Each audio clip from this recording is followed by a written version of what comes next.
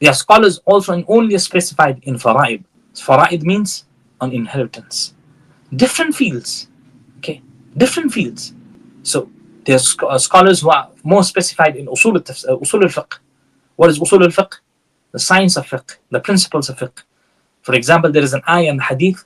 Now, how should we understand this ayah or this hadith? What Allah is ordering, whether this is wajib, obligatory, or not wajib, non-obligatory. How will you determine this? Because the ayah does not say within brackets this means wajib, this is fard, this is not wajib, this is not non-obligatory. How is it determined? By the scholars and how they understand the text. Because if a person does not do and it is wajib, then we are sinful. So there is a whole different scholars for that field. Likewise, Mustalah al-Hadith, they teach you what type of hadith are daif, weak, what type of hadith are sahih, how many things should be there. The 5 things should be there for the hadith to be sahih. When does a hadith become weak? When does a hadith become hasan?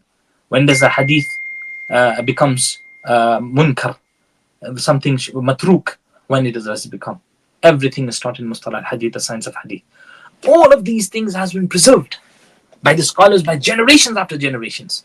That's the reason the classical sources of the Islamic scholars are one.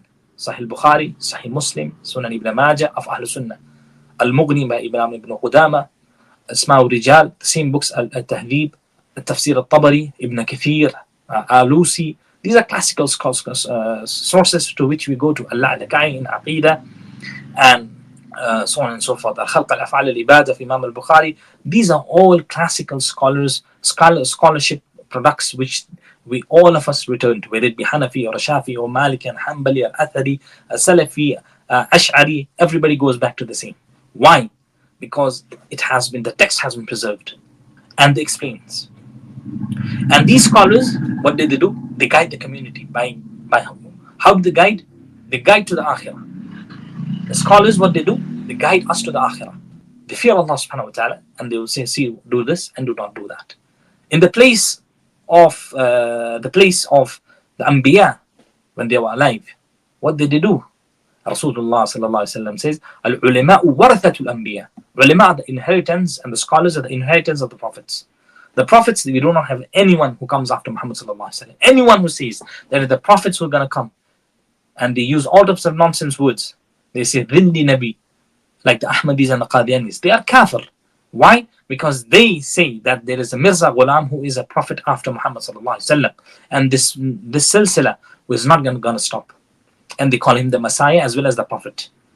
And that person said that there is revelation which is coming down upon me, and said, I am a prophet. He himself says in this book, in his Ruhani Khazain and all. So anyone who says that there is a prophet who comes after Muhammad sallallahu alaihi wasallam is a kafir, by ijma of the Muslimin consensus. And anyone who also doubts on the kufr is a kafir. So why there is no need of Anbiya after Muhammad sallallahu alaihi wasallam? Because the scholars do the work of the Anbiya, of the prophets.